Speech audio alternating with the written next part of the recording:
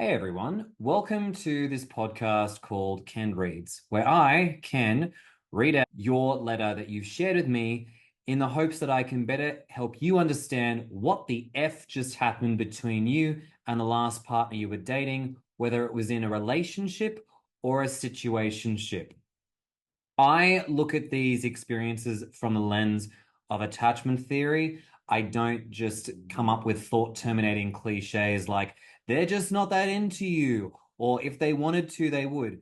While some of those phrases might have their benefit in other dynamics, I try and look at this from the lens of, is there perhaps an insecure attachment issue that's at play in these particular dynamics?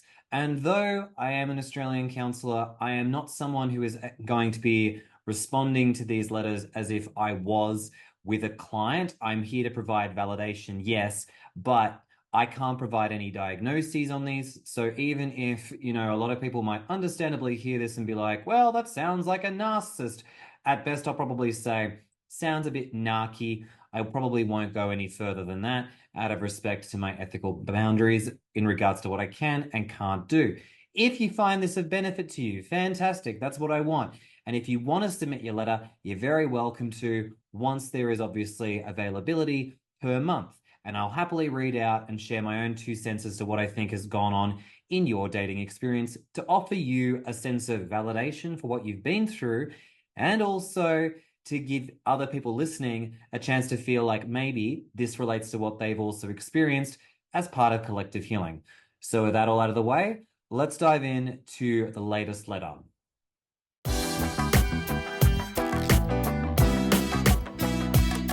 So for today's letter, we have Julie describing her experience with Lawrence. But before we talk about what happened with Julie and Lawrence, I'd just like to reintroduce my teammate, Amy. Amy, would you like to just remind everyone who and what you are and what you do?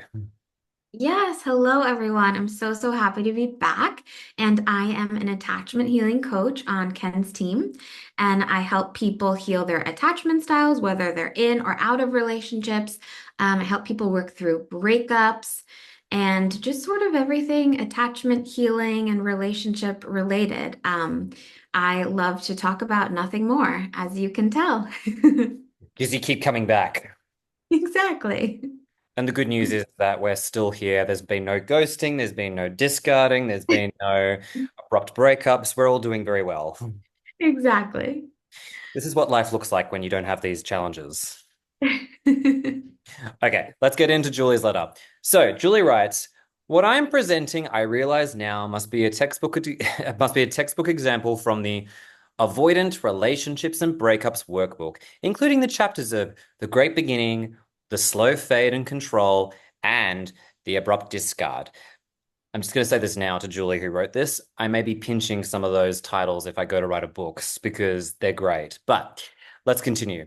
So I met Lawrence some months before the onset of COVID. We are from the almost opposite side of the world. The beginning of our relationship was beautiful, raw, and intimate, and the connection was magical, and it felt secure.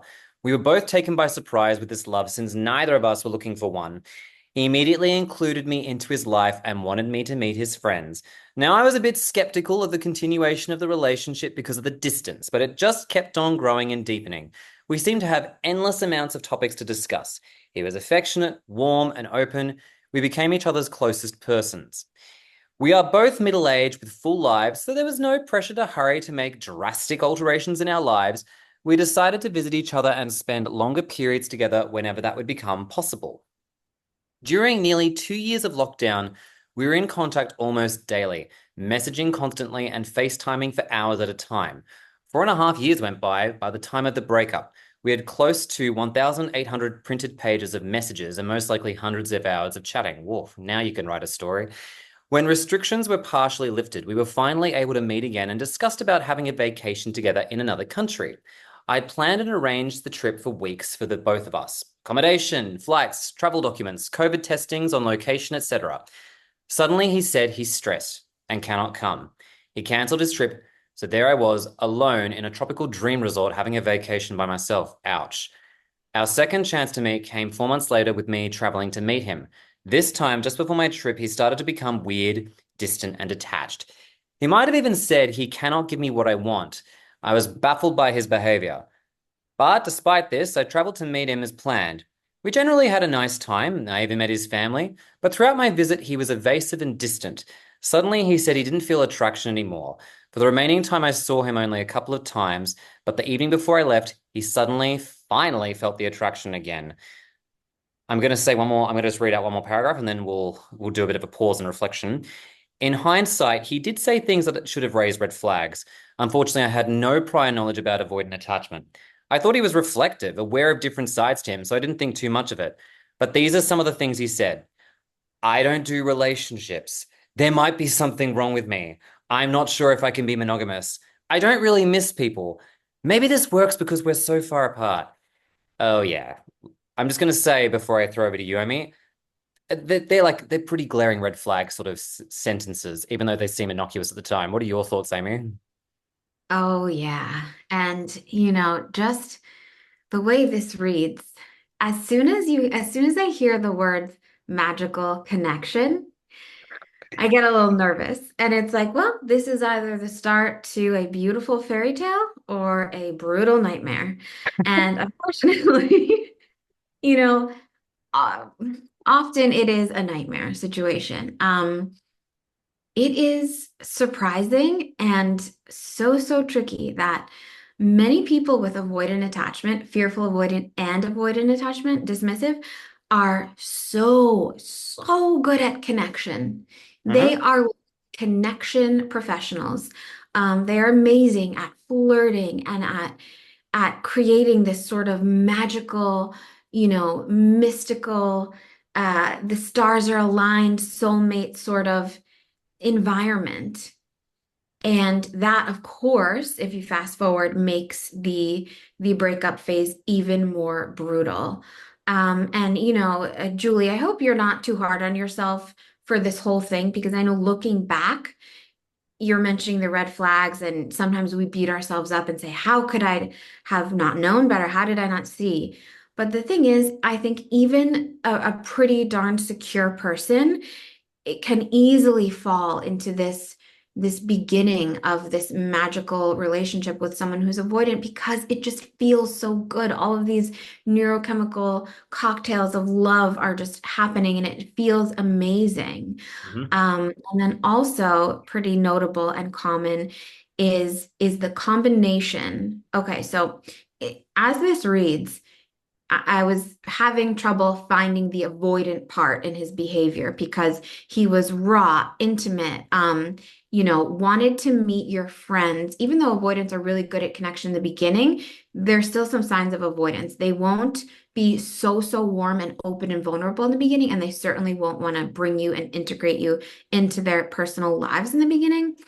But this combination, I see this often. If there is a long distance element, that kind of counteracts the ability for the avoidant person to open up more and faster because they have this guaranteed big separation, like a big physical separation, especially if it's like a plane ride. So I think that might explain why he was so able to be open and loving.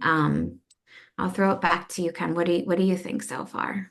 That's a really valuable observation you made about the long distance being the key that allowed him, Lawrence, to be able to introduce his friends to Julie. Because I hadn't thought of that, but it makes total sense to me. I mean, it's kind of like what we were saying before we jumped onto this. Each and every time I do one of these letters, even though they are very samey, and that's with good reason, because it just shows how similar these experiences are and also how common they are. But I think I always seem to learn some new things about avoidance as I continue working through this. And I also learn a bit about readers as well, too. But one thing is for sure is that, going back to some of the things you said, it felt magical, raw, and vulnerable. There was a long distance component to it. And also, it was an experience that was defined by excessive communication, which is not always a bad thing. But there's just a few things in there where I'm a bit like, ugh, particularly as you said with the magical piece. I'm probably just repeating what you said, but I really do agree with it. Like, I mean, you don't have to have listened to like more than a few episodes of this podcast to realize that that's usually how these experiences start. They feel magical, and it's not to invalidate it. I think genuinely avoidant attachers are excellent daters in the beginning. They are really, really, really good at connecting. And sure, sometimes they are going way too hardcore with their love bombing. They know what they're doing. Sometimes they know that they're love bombing and they're coming on at 110%, which is unsustainable for them. But that's their, for some of them, they know what they're doing because they truly believe that if they don't act that way, no one will accept and want to be with them. They'll be rejected for who they are, which is sad. But unfortunately, it's also incredibly misleading and abusive to people on the receiving end. Does it mean they're necessarily playing people? I wouldn't go that far because that implies malicious intent and they're trying to like get something from someone. But I do think that, due to their rocky self-esteem, and also their own thirst for connection, I think they do show up presenting one particular way, eager to connect with people. And it sounds like Julie and Lawrence had plenty of good things to discuss.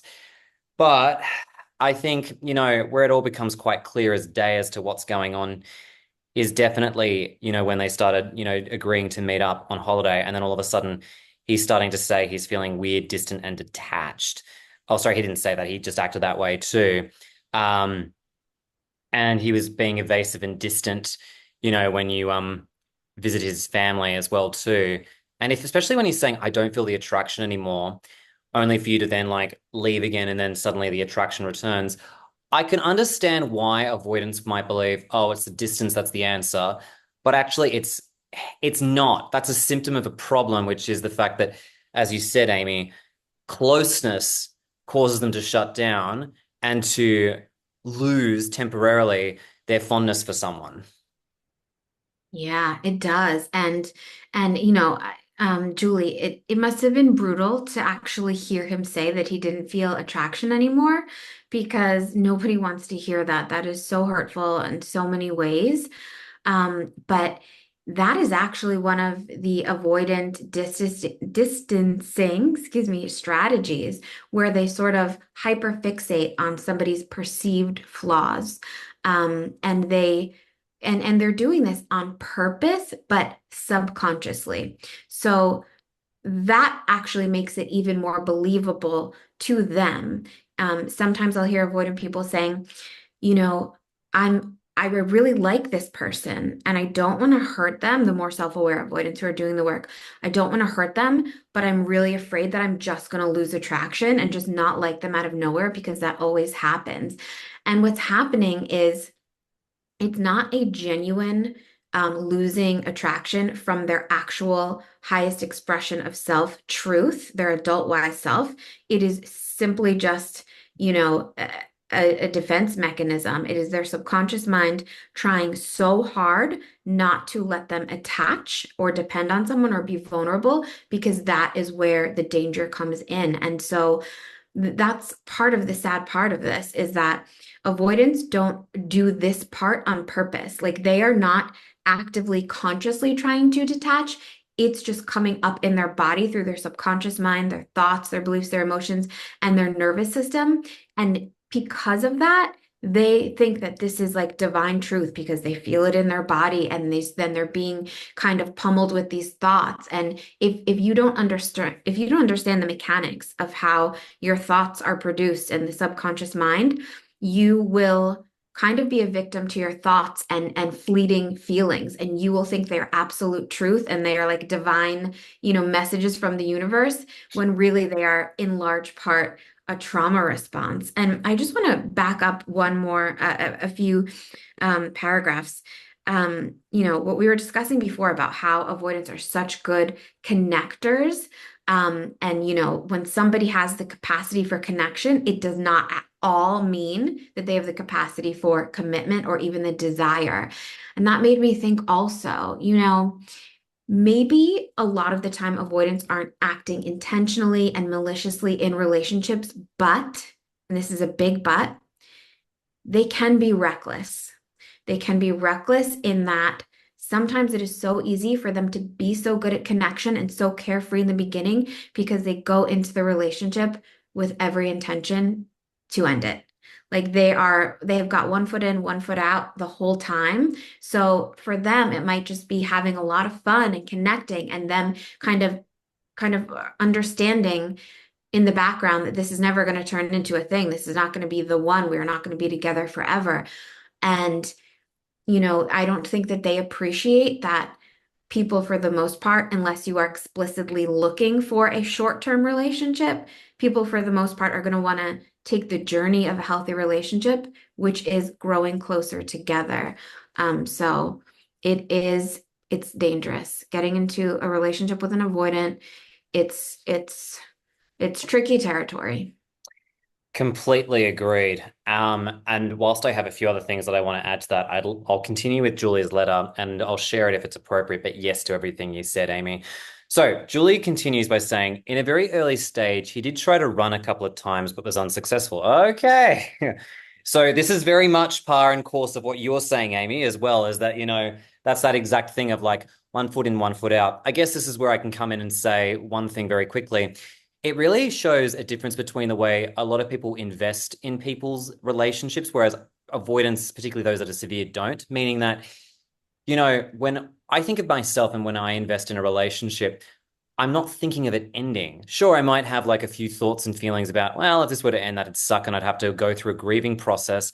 But I feel like with avoidance, because they sort of keep that one foot in, one foot out, they're giving you all this reassurance and love and satisfaction, being like, oh, yeah, I'm here for you. I want to do this, blah, blah, blah, blah, blah.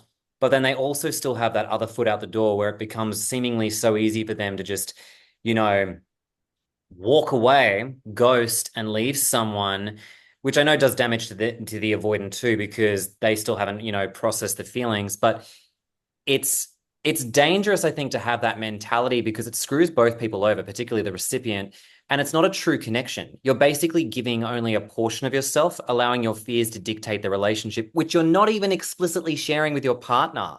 You're only showing like the good parts to the partner, basically making it seem like everything's fine. Meanwhile, you're sitting on a ticking time bomb, not even disclosing that the bomb's about to go off. And that, when it does go off, it goes off real hard for, particularly the person on the receiving end. So that's all I wanted to say there. But anyways, Julie continues. He had said something hurtful and later explained he knows exactly how to hurt me and did it to be destructive to destroy our future together. He said this relationship terrifies him. He'd been married 2 years ago and they attended couples therapy with his ex. But by then he said it was too late and he'd already completely checked out. He said the experience of divorce and traumatizing his ex had been awful. Now his ex lives as his neighbor. Oh my God. Some 2 years into our relationship, I started to notice a change in him. He became less romantic and more practical.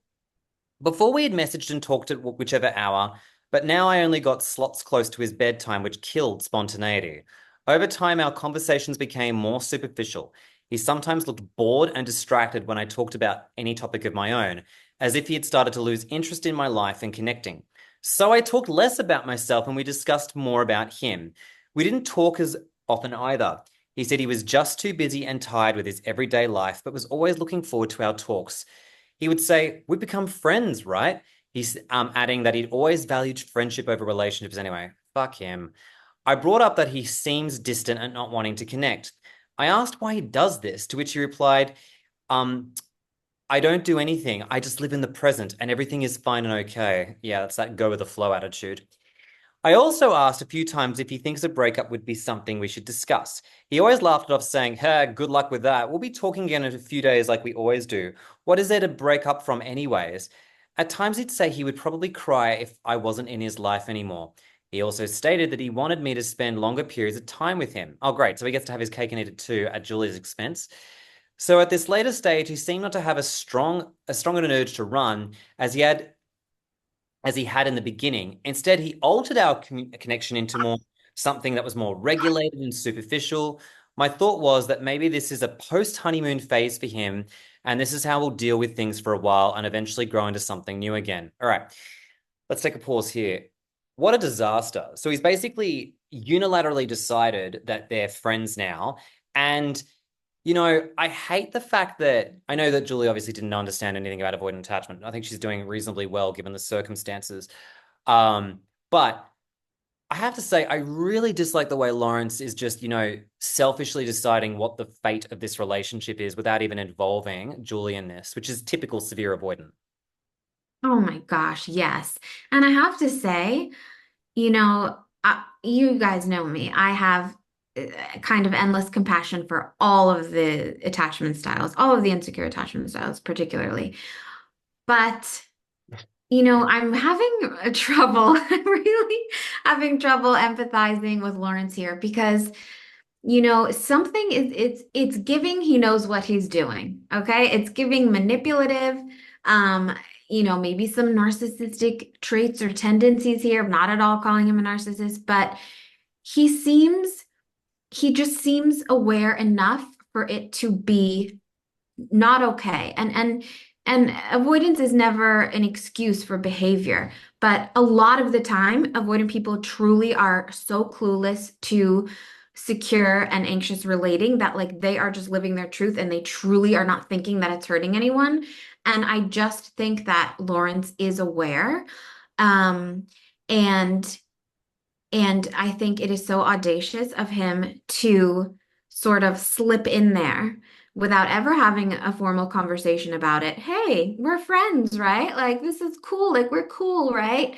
And it's like, no, buddy, we're not. And I was laughing when you said, oh, it's the go with the flow. If you're ever dating someone and you hear them say about the relationship, go with the flow at like an inappropriate time, like, after you've pretty much like developed a real relationship and are committed, leave, get out of there, ask for clarification, do some digging, confirm whether or not they're willing to work on their attachment style. But the go with the flow bros are not it. It's bad news. And I just wanted to backtrack on something you just said, Ken, because I think it's brilliant and it is so true. The investment. And the thing is to invest. So, it's easy for people with avoidant attachment to leave. They've got one foot out because they are not investing, because they know that, hey, I don't really like want to settle down with one person. I don't really think this is going to work, or this is not going to be the person, but this is good enough for right now. So it's really easy for them to leave. And the thing is, it makes perfect sense because what do you need to truly invest in a relationship? You need to give, first and foremost, your vulnerability. Aside from like logistics of time and communication, you cannot really invest in a relationship without giving of yourself from a vulnerable place. And as we know, that is incredibly hard for people with avoidant attachment. Um, and it's really tricky because it seems in the beginning like they are able to be more vulnerable. And so, in this beginning stage, when everything's amazing, before their attachment system is activated and things hit the fan, we're in this relationship. It seems amazing, magical connection. And then something that we do, which really hurts us in the end, which is super duper hard not to do, we start projecting into the future and imagining how amazing our dream life is going to be with this person. And if they're showing up like this now, of course, they're only going to show up better in the future. And that's going to be even more amazing. And it is that sort of mindset and attachment to this dream of them, us sort of dating their potential from the beginning, that allows us to miss these bigger red flags because we think, oh, like maybe that doesn't mean anything. Or maybe, if we spend more time together, they're going to fall more in love with me and they're going to be able to, get over these fears. Um, but it doesn't happen. You can't love someone or convince someone out of their avoidance. You can show up in a healthy way and create a healthier dynamic and invite them to come along and heal with you. But aside from that, there's nothing else you can do. Oh, I hate this. I'm so sorry, Julie. I agree. I will say, from my personal experience, I will say that when I thought I was quote unquote deep with my ex, looking back, it wasn't all that deep. Like to me, the meaning of depth in relationships has changed so much. And it's not to say what Julie has experienced isn't deep. It might be the deepest thing she's felt thus far with a person. And, amazing. Like, obviously there's a lot of love here between her and Lawrence. Otherwise, he wouldn't be behaving the way he is. He'd probably stick it out with someone where he doesn't have to, be so emotionally invested because emotional investment and avoidance don't go hand in hand, especially if they're severely avoidant. But what I was going to say is, I do think that as time has gone on, the kind of depth that I'm referring to that I would like to see out of people is when they're able to not just share about their vulnerabilities, about their past. To me, that's not really in the realm of vulnerability. Real vulnerability is when you can go, hey, I screwed up. I was feeling triggered and activated when we were getting close, and my first impulse was to pull away. I really like you and I want to connect with you. I just need help, by firstly sharing this with you, which is already painful enough for me to do because it makes me feel weak and exposed. And I don't want pity from you. But what I do need is just to find ways that we can work through this together because last thing I want to do is just listen to my recurring thoughts about not being here, which I know aren't a reflection of you or this relationship. It's the fact that I'm scared. And I know that listening to these recurring thoughts is not good for me, especially when I like you so much. That's the kind of vulnerability that I want to hear from someone. And frankly, I don't think a lot of these severely avoidantly attached people would even dare to admit any of that. Yes, yes. And that is so, that is top tier vulnerability. That is somebody who is doing the work, who is self-aware, who's trying to build capacity, in their nervous system to be able to show up in relationship. And bravo for anyone out there doing that, especially if you've got avoidant attachment, because we know how literally terrifying in your bones that is. But also the reward for doing just what Ken just said is it's huge. It is like this paradise on the other end of this hill, this fear of vulnerability. And that is just connected to something I wanted to comment on that you just said earlier, Ken, too, about this sitting on this ticking time bomb. If you don't do what Ken just did and show up actually vulnerably and say, hey, like, I really like you, but I'm also really scared. Like, I'm sorry, this is weird, but like, I want to do this. You can be as clumsy as you want. Somebody who really likes you and wants to be with you will probably even fall more deeply in love with you the clumsier you are, as long as you're trying. But when you don't do that, what happens with avoidant people is that all of these things build up, these little moments where they feel like something's off, where they notice something maybe they don't like, where they come across something where they need more clarification to feel good about moving forward, and they don't say anything. And then they expect that their partner is supposed to be a mind reader and supposed to just be on the same page as them telepathically. And I Huh. know that you guys had a magical connection, Julie, but nobody is supposed to be telepathic or in someone's brain. And so what happens is when all of these little moments build up and they build up, and then it almost can manifest into like a disgust response from the avoidant toward the partner and the other partner. And like you said, Ken, so perfectly, it is like a bomb explodes and the person in the blast zone gets, obliterated. And it feels like it's coming out of nowhere because for the other person, it literally is coming out of nowhere. And that's why it is so important for avoidant people to learn to communicate their needs, fears, boundaries, because it is not a healthy relationship expectation to expect your partner to read your mind. Like we can't just go off vibes here. No, we can't. And I think the problem is too, is that, you know, by the way, I should also say people with an anxious attachment are also sometimes prone to this as well of not disclosing their own vulnerabilities. The Oh, difference yeah. is though is that I find that whilst there is an emotional unavailability aspect to anxious attachers from time to time, the difference in how they go about it is not so catastrophic to both parties. Oh yes. And avoidant people listening to this, you can come for me in the comments. But I do. I think that because okay, this is usually what's happening with an anxious person. And believe me, we agree.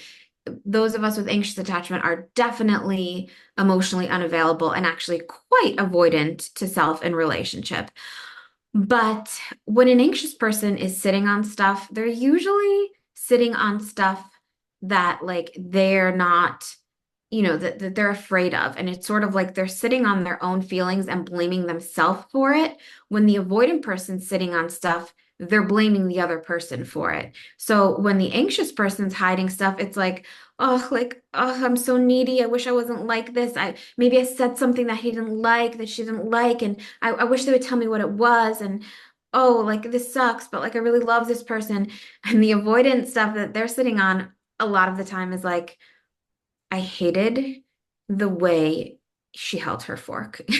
And I need to tell her about it, but I'm not going to tell her about it. Or like, I didn't like her comment about my work story. And you know what? I'm going to make a mental note that she's just not good at supporting me. And it's like, no, no, no, you can't do that. You have to communicate. People are not magicians. So I completely agree with the fact that it tends to be much more catastrophic when an avoidant person does hold that stuff back. Yeah, completely agree with everything you said. Let's continue with Julie's letter. Our last trip at the end of 2023 became the last time we met. Again, there was distancing before it. I felt fed up with his behavior. It made me feel insecure and unvalued. Despite that, we ended up having a wonderful time together. I feel so connected to you now, he said. Can I just take a moment here to say that's not like saying that whilst declaring friendship with Julie is going to give someone cognitive dissonance because they're going to be like, what are we? Are we friends or lovers? What the fuck is going on? Julie continues by saying, we planned our next step, which would be him visiting me. 3 months before his planned visit, I noticed him starting to distance yet again. I noticed a distinct pattern and mentioned it to him. He got annoyed. I was very busy with my life at the time. On top of that, I was mentally exhausted as my family member had just been diagnosed with a serious illness. Lawrence was very aware of all this, but when we finally did find time to talk, instead of being warm and supportive, he was acting weird and made some contemptuous remarks about me.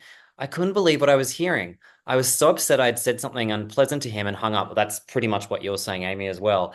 He did try to call back, but I was too upset to take the call. This was the first time I'd behaved in such a drastic way, but I just felt overloaded by everything and couldn't handle his insensitivity on top of it.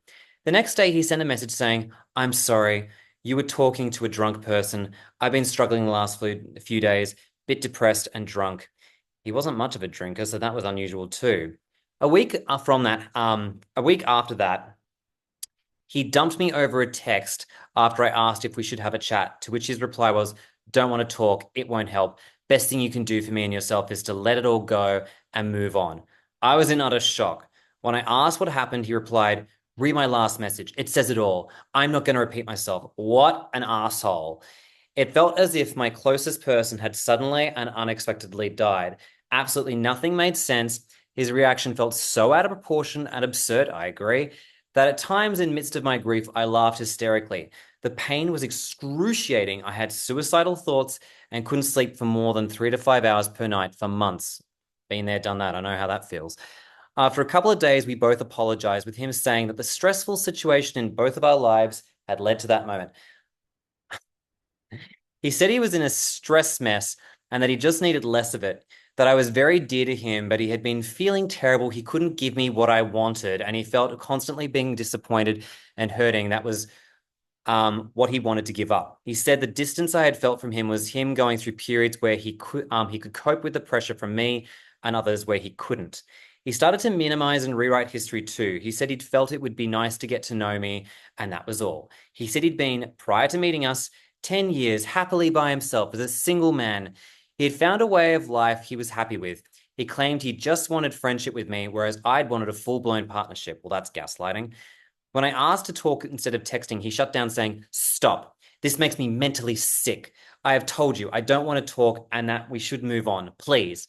When I asked if there was someone else, since that would have made more sense, he replied, it's not about anyone else.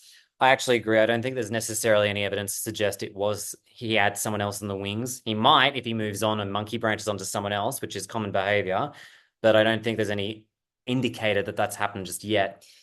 He became very mechanical, cold, and robotic, so he's shut down. After a few weeks of silence, he texted informing me he'd cancelled his flight to visit me. Something in me died then. After a long period of no contact, I messaged him a few times, hoping that maybe one day we could be friends.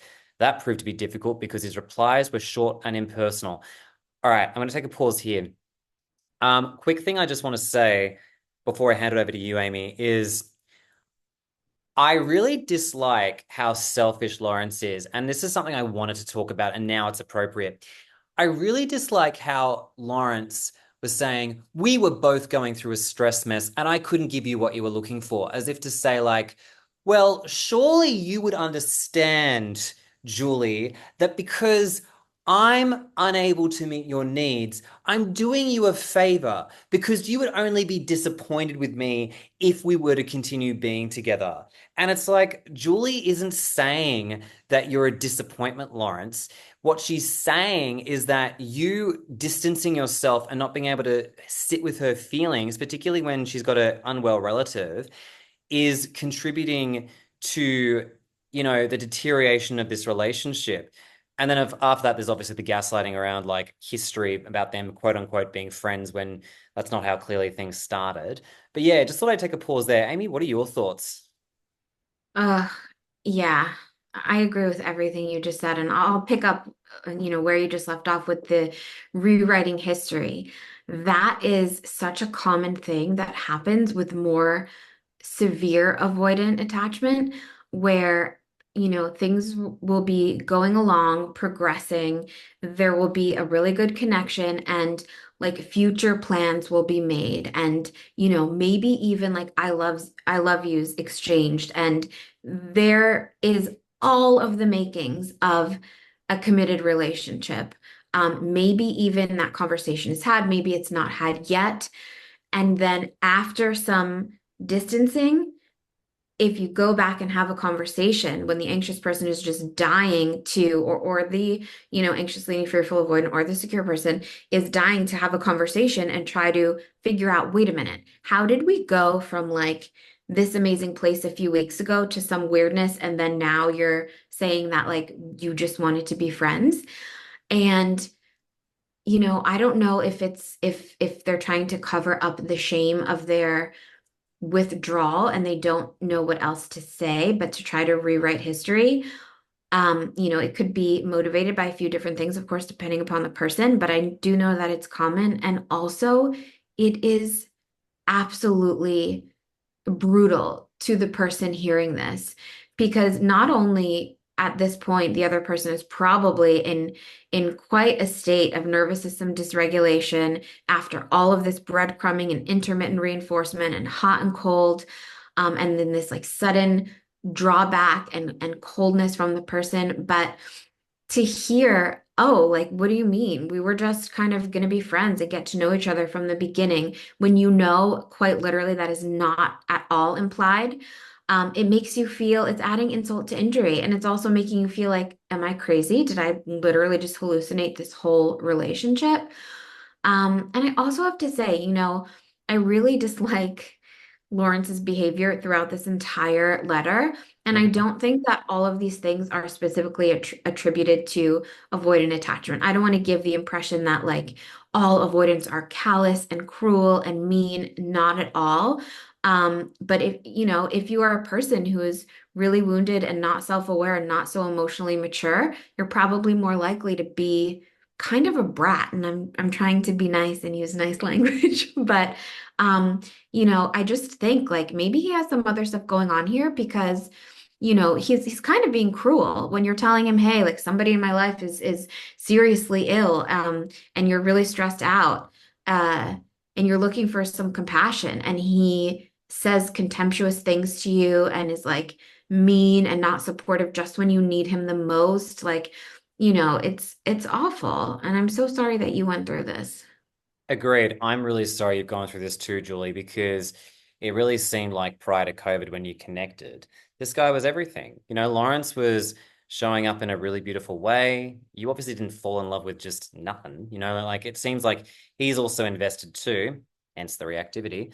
But I feel like going back to what Amy said, it's interesting how he gets to rewrite the relationship in his head to, well, you wanted a relationship and I just wanted friendship. It's like, no, mate. That's not what happened, is it?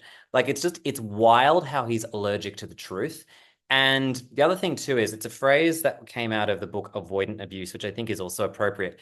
You're asking him, can we talk about this breakup? Can we talk about, what's happened here? And he's just rejecting that. In the book Avoidant Abuse by Dr. Ria Khan, she talks about how those with like a severe avoidant attachment who tend to, well, people who enact what's called avoidant abuse will deny you often any closure or chance to work through this stuff because the abuser doesn't actually believe they have the capacity to defend themselves in an argument. They genuinely are scared you will change their mind, you will try and challenge their way of thinking about it, and they don't have belief in the fact that they actually have boundaries around this because they have obviously they weren't modeled boundaries, but it's like they're so scared of being even remotely influenced by your arguments and protestations that they want to try and just basically control the conversation altogether without involving themselves in what's supposed to be a proper dialogue. Like you actually do owe a person you're obligated in a way in a relationship to actually give that person an indicator as to why we're doing this breakup. And you shouldn't just be making this unilaterally. Anyways, let's continue with what Julie had says, and I'll finish her letter. After a long period of no contact, I messaged him a few times, hoping that maybe one day we could be friends. That proved to be difficult. His replies were short and impersonal. I hadn't had any dreams for 3 months after the discard, but one morning I woke up to a very vivid dream in which he was undressed in a fetal position, holding and kissing me passionately and quietly whispered, I am so lost. A day after that dream, I received an email from him with some of his new songs. This is how strong our connection was at its best. It was the final message he initiated after the breakup. Since then, some random texts from him came through, but the few times I had suggested to talk, he goes silent for weeks. After finally asking if he ever wants to talk to me or see me again, he replied, Sorry, I find these questions from you difficult to answer. I guess at the moment I'm liking what has been happening, that we've been having uncomplicated messages. Questions like that and others that you've asked, which I've been unable to answer, cause me to be stressed, and neither of us need that. Again, with that whole I'm doing what's best for you language, which is so selfish. He continues, and not being able to answer them and feeling rude is also stressful. So I guess if and when I'm not anxious at the idea of talking or catching up, I will certainly be there. It's not for lack of care for you, it's just trying to recover from what was very unpleasant for both of us. It will most likely just take more time. This constant rejection is starting to affect me now in a way like I'm integrating his dislike, avoidance, and aversion towards me as qualities of me. Oh, Julie, we'll come back to that in just a hot second. Julie's got some questions which I'm happy to go through in a hot second. But why don't we just share some thoughts on this? I want to quickly say that that whole, message he replies to you about being stressed out by complicated questions, this is his way of basically saying, I have so much shame that's triggered inside of me anytime I'm made to think about what happened in the relationship. And that stresses me out because I can't deal with those feelings. So I'd much prefer to have peace, stability. Maybe send, I don't know if he's done this, but maybe just send you some quaint messages and memes to avoid the elephant in the room. Because I think he can't deal with the fact of feeling like a bad person. And I suspect that's, been running rampant throughout this entire relationship where he just, feels like he was a shitty partner to you and he doesn't want to deal with that. Yes, it bothers me so much when people say things like, implying that they're doing something really shitty to benefit you, to protect you. And you know what? Maybe some of the time it's true and people just don't have the tools. But this is a really unfortunate sort of symptom of being in a relationship with someone who's avoidant and not doing the work is that um, having serious relationship talks. What does that require? It requires vulnerability.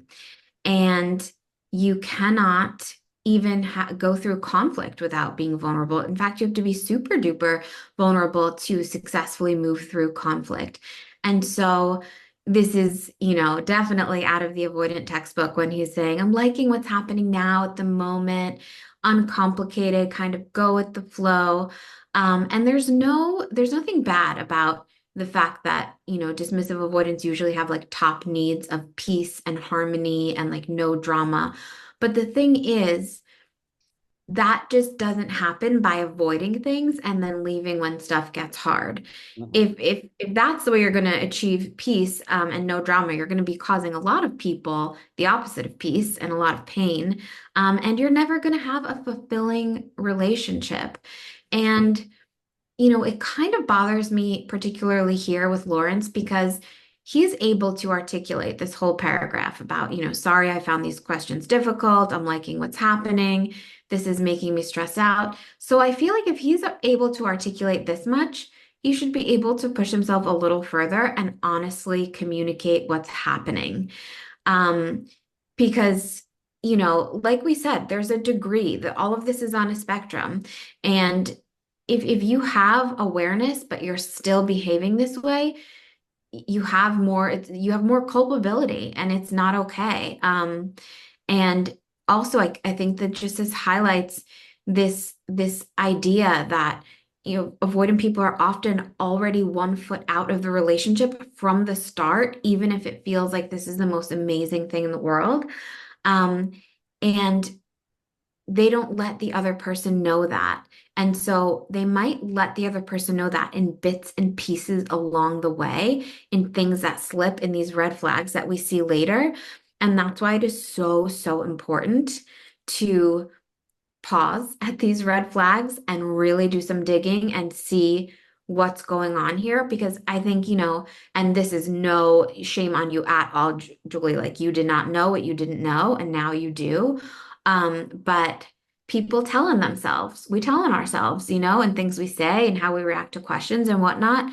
And I think that there are definitely signs of this all along the way from the beginning. And again, and I'll just say this one thing before we move on to the questions.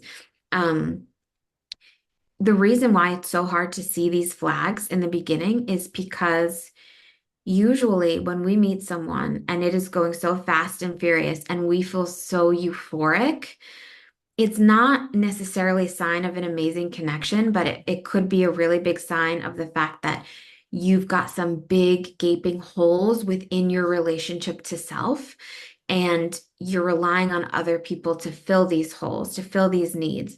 And when somebody does, it feels so, so good. But if you feel disempowered to meet those needs yourself in your life, and you're out of relationship with yourself in that way, just as good as it feels when they were doing that in the beginning, it will feel equally or 10 times worse when they're not doing that. But we can get into more of that with the questions. I completely agree with everything you said at the end there. Like, Julie, I don't know you personally. I can't tell you in much based on this letter, but I would say that, what Amy said is really important to think about, which is, in my experience, the times where I've gotten into like these, uber chemistry intense romantic relationships is when I was lonely, particularly vulnerable because I'd moved to a new location. I didn't have boundaries. I certainly wasn't living my passion and finding fulfillment with what I did with work. Um, they're not the only things that we need to think about that are protective factors, but I can also add that when we are not really mindful of our own deficits internally, like when we've suffered a lot of neglect as well that we may not even have realized, we tend to idolize and also fantasize. And words like magical become, phrases that I hear from so many people who've gone through these experiences. Yes, they feel magical. I won't deny that. But that's not always a good sign. In fact, if anything, it might be a sign that we've started going into limerence. And limerence is a hallmark of childhood neglect. Doesn't mean to say the feelings aren't valid. It absolutely can be. I hate when coaches and therapists are like, you're not in love, you're just attached, or you're just limerent. It's like, fuck off.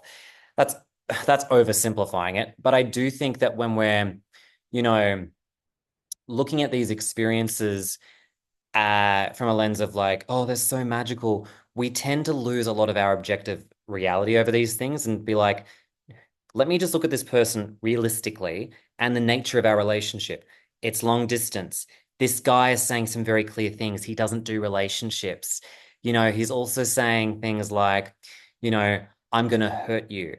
Now, sure, he's not communicating in a very effective boundaried way either. He's also, in spite of saying that, still facilitating this relationship. But we need, with the power of hindsight, to not let these red flags slip by again. Doesn't mean you can't have a good relationship with someone else who's hopefully more secure, but high intensity relationships, I mean, it's just like when, you're on a gambling streak and you're doing really well before you're not.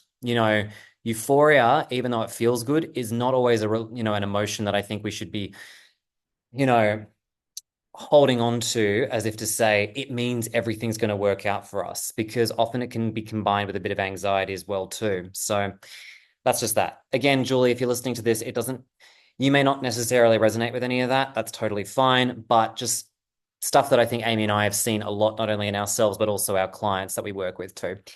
The questions. I'll throw this one to you, Amy, because this is a good one.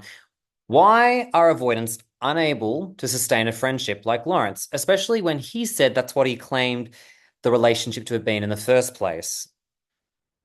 This is a funny question because I've seen it go both ways. I've seen avoidant people kind of easily want to just slip right into a friendship.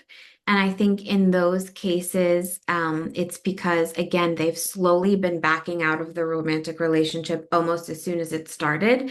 And so by the time this relationship has ended, they've kind of already convinced themselves that their feelings are only feelings of friendship.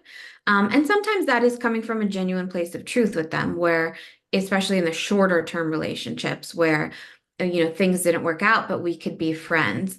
Um, and but why are they unable to sustain a friendship? So here's the tricky part about your situation, Julie. And the thing is, I have seen avoidant people actually commonly be able to sustain friendships with exes because of the reasons I just gave, because they're not as emotionally invested. They haven't been vulnerable. And so for them, it's not, they're so detached and they're so good at detaching that it's not hard for them. It's not like they're, oh my God, I'm in love with this person and but we're just friends. And usually in relationships, the avoidants are the ones ending the relationship. So it's obviously easier for the dumper to be friends with the dumpee than vice versa. But it can be hard to sustain a friendship with someone that you do have feelings for, um, or that you know they have strong feelings for you. And so sometimes when relationships end with avoidance, we love them so much and we convince ourselves that yeah, we can just be friends. Um, and we're kind of just doing that to keep them in our lives because we think if they're just reminded of how great I am and how great our chemistry is, they will eventually fall back in love with me. And so I think that for as detached as we avoidance can be, and I'm saying that because I'm a fearful avoidant and I could definitely resonate with all of these things. And one day I'll tell my embarrassing stories.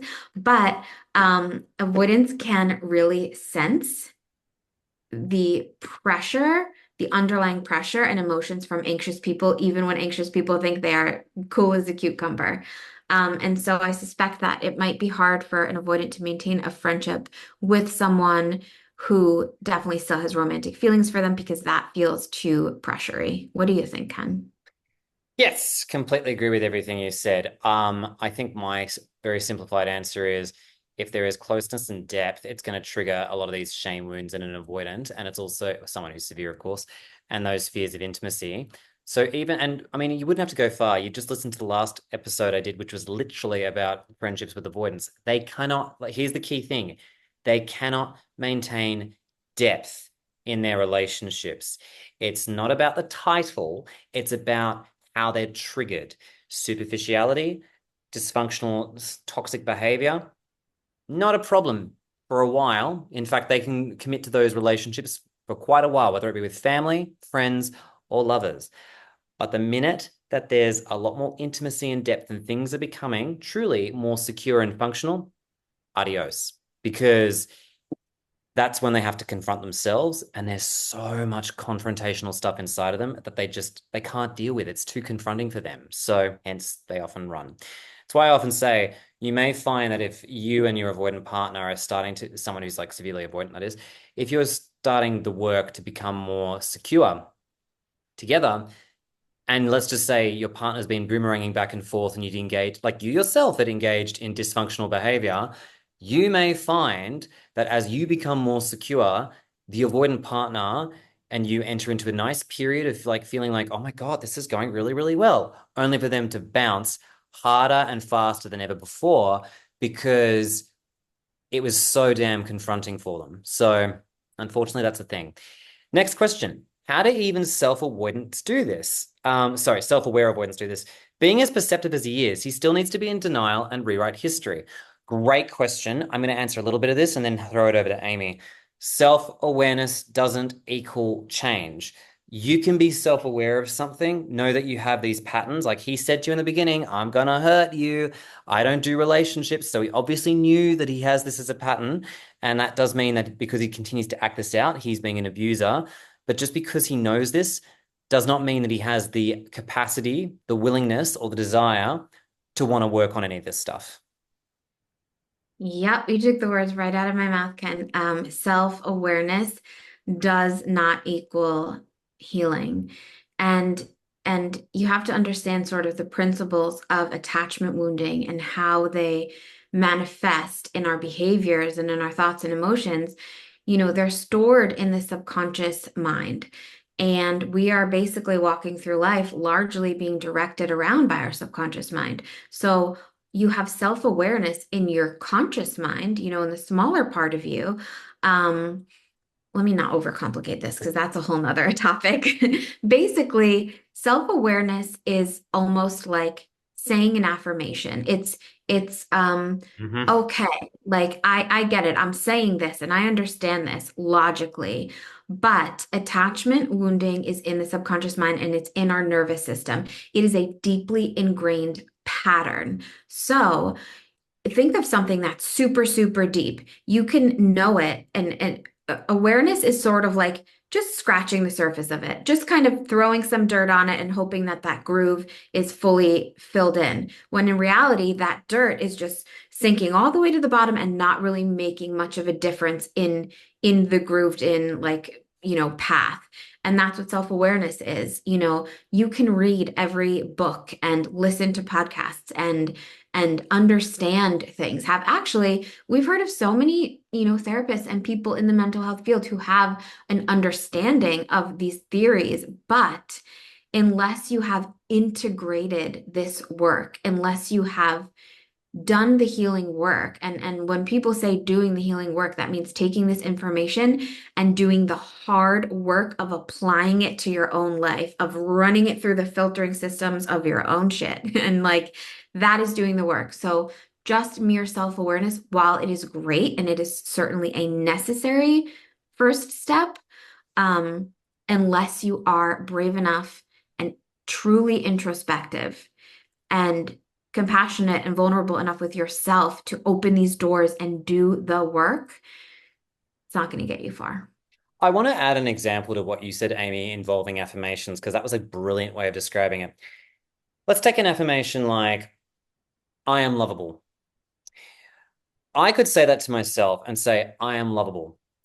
If you feel any resistance or emotion that comes up to that phrase that you've just said, that is a clear indicator that there's work to be done. Because what we're dealing with, when Amy refers to it as subconscious, I'm also going to say it's emotional, right?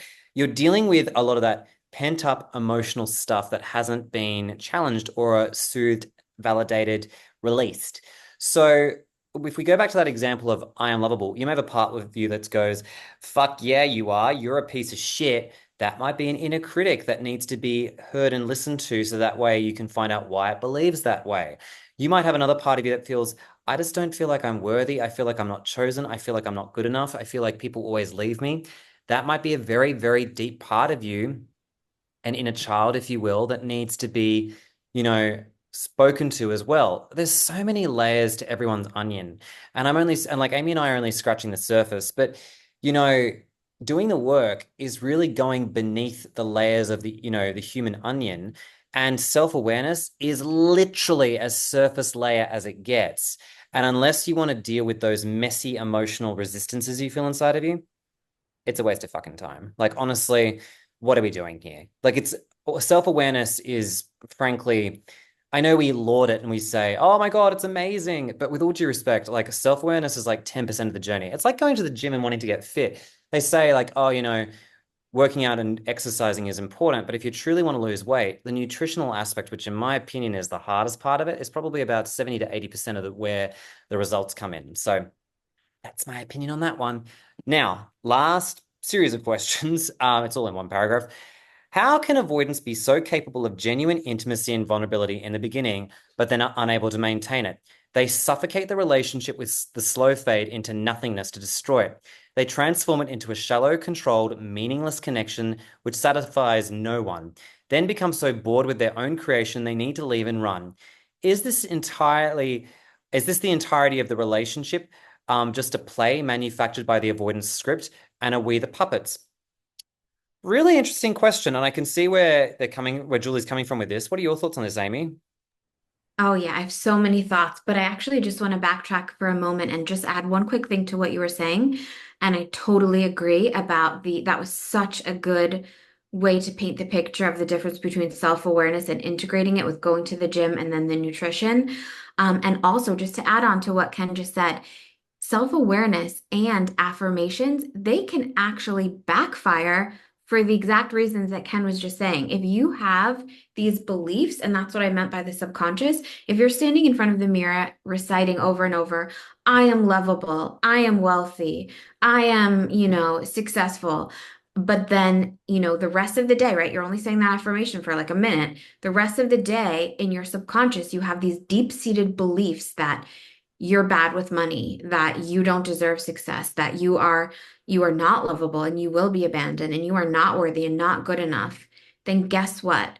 You will feel, like Ken was saying, such resistance to those affirmations that it can actually backfire. And Yep. I think honestly that self-awareness can kind of do the same thing, wherein either you are just beating yourself up all day and just being like, oh, well, I'm self-aware and I see these things about myself, and I guess I'm just really defective and like there's no point. Or you can start just making excuses for yourself. So I just wanted to bring that up. But back to this question, how can they be so capable of genuine intimacy and vulnerability from the beginning, and then they're unable to maintain it?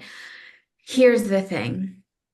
And I think this is the plight of all insecure attachments, but particularly dismissive avoidant and fearful avoidant. It is this: all of us human beings are wired for attachment. We are literally wired to attach. So part of our survival instincts are telling us to attach. We are wired for attachment, love, and connection.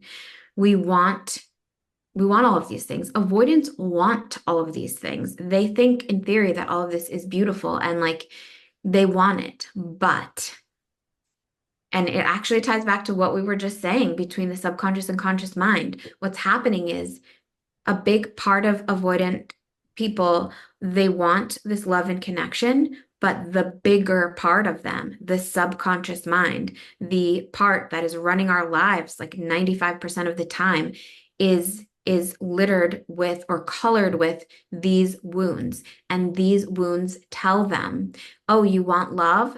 Good luck, you're incapable. Oh, you want connection? You can't show your real self because you're defective. Oh, you want to be vulnerable? You better not, because I'm going to make you feel like a lion's chasing you, because that's actually really dangerous. So when I say the plight, it is sort of like the tragedy of avoidant attachment, is that the thing that they want, that all of us humans are wired for, is the very thing that they are terrified of, or the components to this beautiful thing that they want, all of these necessary components and ingredients they are terrified of, and they're not terrified of them at a conscious level. They don't understand usually, I am quote unquote bad at these things because I'm afraid of them. They just come to think when they're triggered that they are truly not meant for relationships. They better take their need for love and stuff it where the sun doesn't shine, because they can't have love. They're not able to communicate. They don't have the tools. And so that is why they're so capable of genuine intimacy and vulnerability in the beginning, because in the beginning, before a true attachment has formed, they are so excited and happy and like so thirsty for connection and love and validation and attention, just like the other person is. Like it feels so good. But as soon as real feelings start to develop and the attachment system is triggered, sort of like where a thought comes through their mind, whereas like, wow, I really like this person, it would kind of suck to lose them. That is where their fear responses come up. And the thing is, we will always, always be at the mercy of our subconscious mind and our wounds and our nervous system fear responses over our feelings. Our bodies are made for survival. The bigger part that is controlling the way we live our lives it is literally just trying to keep us alive. And when you have avoidant attachment, your nervous system equates vulnerability and too much closeness and connection with danger. And so, human beings will always choose survival over the pursuit of happiness and love. Similarly to how anxious people do too. So, what do you think, Ken? I completely agree with everything you said. And it's not to say that these people are intentionally trying to mislead you. I don't think it's so much as that. Yes, there is definitely misleading elements to their presentation. Yes, they have the capacity to mislead. I'm not going to deny that. But the thing is, they're so emotionally dysregulated. They're a danger to themselves as they are a danger to other people. And, it's why, like, I understand the phrase avoidance should just kick themselves out of the dating pool. I wish, they could all go through some intense therapy. That would be amazing. But there are the reality of the situation, unfortunately, is that, as Amy said earlier, and I love what you added to what I was saying before about the emotional resistance piece, is they are afraid much of the time of facing themselves because there is so much internalized shame. And that shame is not something that everyone experiences. Many people might have mild pockets of shame, which are somewhat easy to navigate. But if you have a self-esteem that is sticky with toxic shame, which is saying, I am a bad person, I am defective, you are going to struggle so hard to reconcile that. I've had some people I've worked with where we've tried doing some of that, inner work to help them process some of that shame. It's backfired because their protective system, that subconscious stuff, is just so brutal on their own internal psyche that they have like an existential crisis and it just causes them to backfire completely. So, the key thing I want to stress is that whilst not every, person with an insecure attachment has a core of deep, deep, deep, deep, deep toxic shame, the fact of the matter is that when we're talking about these people, we have to understand they are, that whilst they are still should be held responsible for their actions are largely motivated by big, ugly, dysregulated emotions. And until that stuff is cleared out, even the positive stuff, the euphoria, the excitement that they share in the beginning is going to be outweighed by all that other big intense stuff as well too. Oh yeah, I completely agree. It's so, so true. And it's interesting because it's so hard. I have anxious clients, I have fearful avoidant clients, I have dismissive avoidant clients, and it never ceases to amaze me that we are truly, attachment styles run deep. And yes, they are on a spectrum, but wherever you fall on that spectrum, whatever your wounds are, they are deep. And, if you're anxious and listening to this and you're kind of having trouble making sense of the fact that how can someone love you and want the relationship but leave it? I want you to think of a time where you were having sort of an anxiety trauma response, like you Mm. thought maybe someone was pulling away. Try to think of that nerve-wracking feeling in your body, like you literally feel like your heart, speeds up or slows down, and whatever your physical reaction is to that. You couldn't stop that if you tried. You can through healing work, but in the beginning, like that is so hard to stop. It just happens. And think of how scary that is. Now, just remember, some version of that is happening with the avoidant person upon too much vulnerability, upon too much closeness. So, it's really not BS. Of course, there are people who have a level of awareness and who are being reckless and careless and who know better and who are still being hurtful, and that is not okay. But also, so much of the time, avoidant people genuinely feel so disempowered to do these things, so inherently defective, and so, you know, just, there's so much shame and so much fear. And so they walk away from love because they think they don't deserve it and they can't do it. And and here's the thing, just to remember, they're not trying to have these thoughts. In fact, for the majority of them, I think if they realized that the mechanics of this and they realized that this isn't actually really truth, this is a lot of it coming from fear, they might be able to do some work and maybe there would be a different outcome. But if you don't know about this stuff, and a lot of avoidants don't, and that's a whole nother topic we can get into why, um, but you are literally just trying to keep yourself safe. And I know it's hard to wrap your head around if you don't have any avoidance in you, but it really is like just a survival, move, and it doesn't excuse the pain that it caused at all. But, I'm not trying to excuse anything. I'm just trying to explain it.